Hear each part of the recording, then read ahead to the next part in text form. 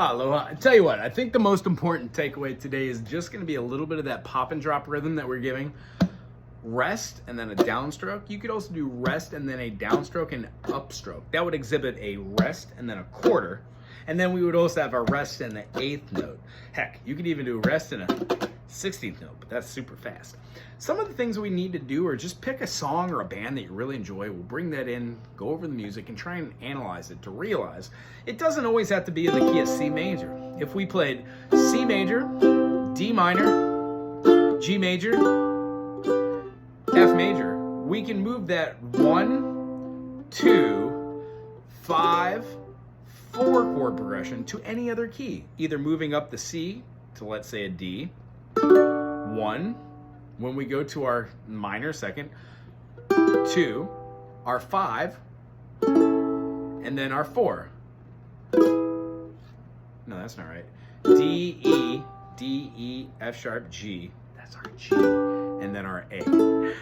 When we go through the process of seeing the chord progressions or just using these 7 chords inside the structure, what we realize is the note names that we give are lots of fun. They help us to describe stuff. So the circle of fifths helps us to understand that C major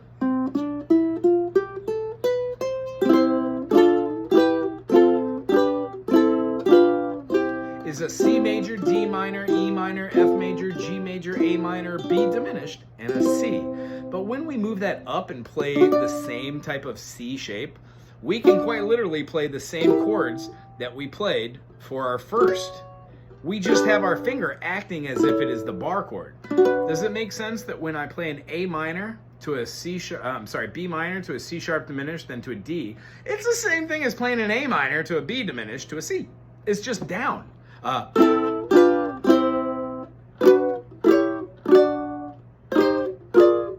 We're just modulating the tones moving up or down the fretboard, sharp or flat. So, a great way to do that is just to go over your major scales both vertically and horizontally. Here we go. C, D, E, F, G, A, B, C. Open C, second finger on the D, open E, first finger on the F, whole step to G, we're gonna go to an open A, second fret, second finger B, and then we're gonna play a half step for C. So when we play Do to Re, we have 1, 2, which is a whole step, 2 to 3, which is a whole step, D to E, and then E to F, that's our half step. So the concept is C, D, E, F, G, A, B, C. When you walk them, you're going to find C to D, whole step, D to E, whole step. E to F, there's our half step. F to G, whole, G to A, whole, A to B, whole, and then B to C, half step. So what I'd like you to see is no matter where you do this, you're going to be able to form your major. However, knowing that all the chords in C major and all the chords in A minor are all the same, meaning all the notes are. If I was going to play A, B, C, D, E, F, G, A, that is an A minor. More importantly, it is a natural minor, meaning in the key of C, A minor is the natural minor. In the key of G, G, A, B, C, D, E. E minor, the relative minor, is the natural minor. When we look at having just E major, we have 4 sharps in the key of E. E major, F sharp minor, G sharp, what is that, G sharp minor? Oh, I messed up. Sorry. E minor, F sharp, no, that's not right either. We're in G, sorry.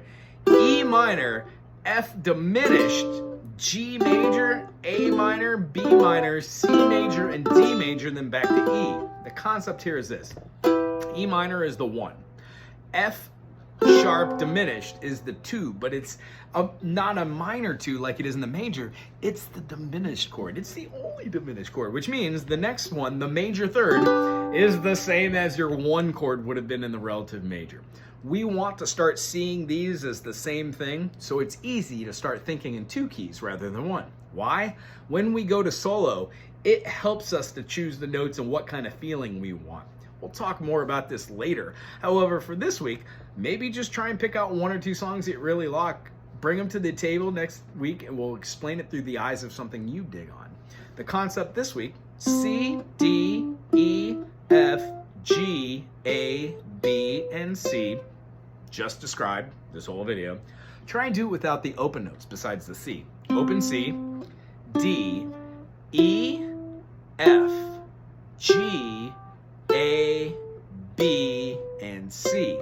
We can play these same structures without having the other open notes. Heck, without the C note, we would be playing D, E, F sharp, G, A, B, C sharp, and D in the key of D major. So when we play something like D, E, F sharp, that's a major third.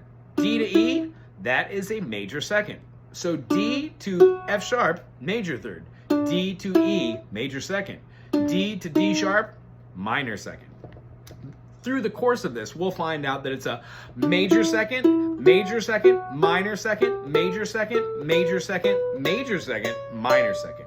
But for us, let's just say whole step, half step. Whole step, whole step, whole step, half step. When we're doing that, maybe define what these notes are. You can start by saying the note of the string and then follow it all the way up for that note. If we were in the key of D major, which has two sharps, you know that F sharp and C sharp are it. So just think pattern, then go back and layer. D, E, F, G, A, B, C, D. What notes aren't the same as what we said? D, E, F, G, A, B, C. That doesn't sound right. So when we go through the process of this, we hear that the F sharp and the C sharp have to be there, or else it doesn't feel like a major. Hope that makes sense. We're going to piece it all together next week. Other than that, it was good seeing you, and we'll see you both upon your return. Aloha.